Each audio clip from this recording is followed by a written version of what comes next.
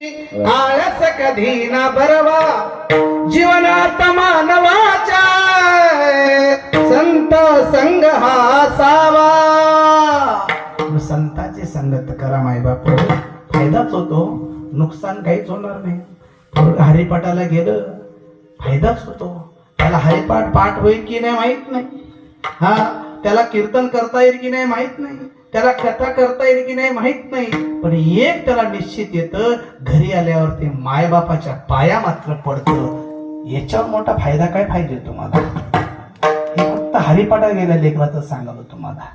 संतांच्या संगती ज्ञानेश्वरी वाचायला शिकतं पोरग, हरिपाठ म्हणायला शिकतं पोरग, गायन करायला शिकतं पोरग, मृदंग वाजवायला शिकतं पोरग. हे संतांच्या संगतीचा परिणाम आहे. आणि वाईटाची संगत फार लागते लवकर. हा दारू पियाची कुठं शाळा आहे का? कुठं पत्ते खेळायचं कुठं शिक्षण आहे का? वर्ग चालवतात का कुठं? हा गांजात शिलमीत कसा भरावा असं काय शिकले काय कुठं? नाही हो. सिगरेटचा तंबाखू काढून मध्ये गांजा भरतात लोक. हा हे तोंडाचे चंबू करून फक करून काय ढाप चिंक भिजू गांजा पितात लोक.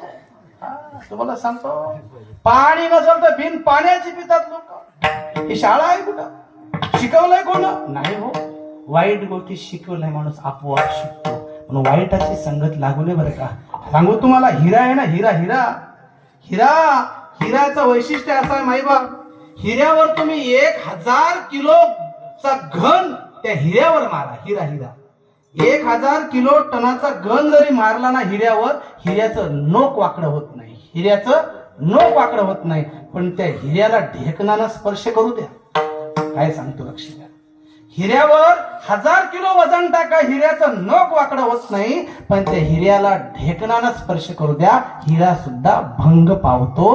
हे वाईटाच्या संगती. ढेकणाच्या संगे हिरा जो भंग संगे नडला